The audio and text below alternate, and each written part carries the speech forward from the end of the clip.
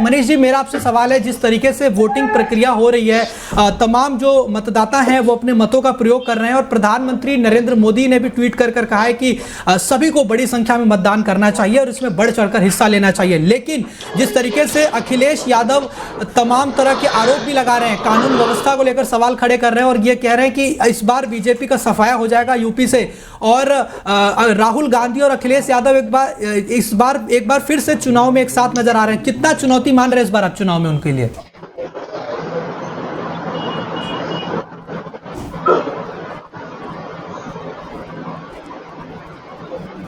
आपकी आवाज म्यूट है मनीष जी, मुझे लग रहा है आपकी आवाज जो है वो म्यूट हो रखी है। मैं चाहूंगा एक बार आप उसको अनम्यूट कर दीजिए। जी, आ रही है आवाज आपकी, बोलिए। अभी आ रही है हमारी आवाज? जी जी जी बोलिए। देखिए, इस सर्वप्रथम मैं कहना चाहूंगा कि इस जोड़ी को इसके पहले भी उत्तर प्रदेश की सरकार जनता ने नकार दिया था, बहुत ही खारिज सिरे से कर दिया था। और एक ये दो शहजादे हैं जो केवल एक फिल्मी शूटिंग कर रहे हैं, इसके अलावा इनकी दुनिया में रियलिटी कुछ भी नहीं है। इन दोनों को शीर्ष नेतृत्व जो है हमेशा इनके खानदानी जो चीजें हैं वही मिली हुई हैं। ये केवल एक पिकनिक की तरह आते हैं, चुनावी समय में एक साथ जो है एक दूसरे का हाथ देके घूमना है, रियलिटी का कोई लेना देना नहीं है।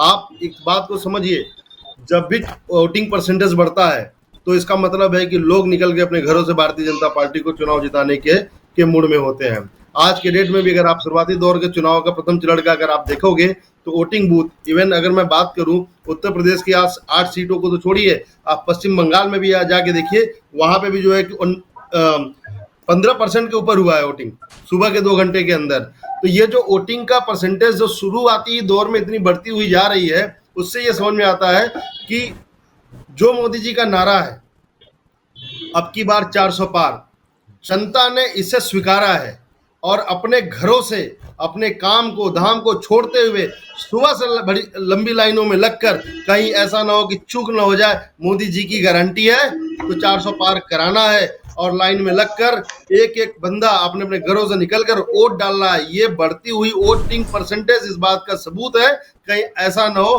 कि 420 पार हो जाए, 425 पार हो जाए, ऐसी भी स्थिति हो सकती है। जी, चलिए कांग्रेस से सवाल ले लेते हैं, इसी पर कांग्रेस से सवाल ले लेते हैं। संदीप जी, जिस तरीके से अभी आपने बीजेपी को सुना, वो ये कह रहे हैं कि जिस तरह से वोटिंग प्रतिशत बढ़ रहा है तो ऐसे में उनको ये लग रहा है कि हमारी जो सीटें हैं वो 400 नहीं बल्कि 420 सीटें आ सकती हैं। तो ऐसे में आप लोग क्या कहेंगे, किस तरीके से देखते हैं उत्तर प्रदेश के अगर लिहाज से देखें तो आप लोग कितने मजबूत दिख रहे हैं इस बार? लोकतंत्र के इस महापर्व में मैं तमाम हिंदुस्तान के मतदाताओं को साधुवाद देता हूं, नमन करता हूं। ये दुनिया के सबसे बड़ा लोकतंत्र है जिसमें हमारी आज ही अमेरिका से 3 गुना ज्यादा लोग वोट कर रहे हैं। अपने आप में ये सौभाग्यशाली दिन है। और जिस तरह मतदाताओं का उत्साह है, जिस तरह मतदाताओं की कतार है, चिलचिलाती धूप की परवाह किए बिना भी लोग लाइनों में लगे हैं और अपने पसीने को सोने में बदलने को तब्दील है, वो बताता है कि ये बदलाव का चुनाव है। ये क्योंकि हारेगी बीजेपी तो हारेगी महंगाई, हारेगी बेरोजगारी, हारेगा बुलडोजर राज, हारेंगे इनकाउंटर, हारेंगे हथकड़ी में मारे जाने वाले ये मंसूबे। और जीतेगी अगर इंडिया तो जीतेगा किसान, जीतेगा जवान, जीतेगा पहलवान, जीतेगा रुपया, जीतेगा राजपूत।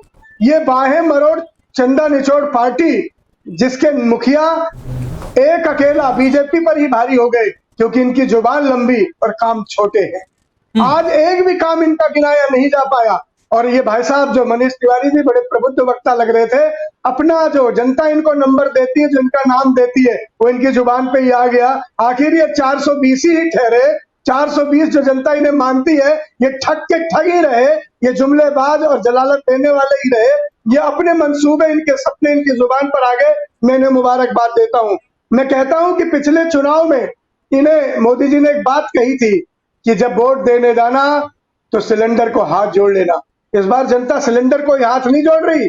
तब 400 450 का सिलेंडर था, 1100 का हो गया सिलेंडर। आज जनता उस लीक पर्चे को भी हाथ जोड़ रही है, उस बहनों की लुटी हुई मणिपुर में आबरू को भी हाथ जोड़ रही है, खाली जेब खाली थाली को भी, और फांसी के फंदे पर लटके हुए किसान को भी, दिल्ली से भागते हुए मजदूरों की उस रैली को भी, और नोटबंदी में मारे गए खाए गए उस लाठी को भी हाथ जोड़ रही है।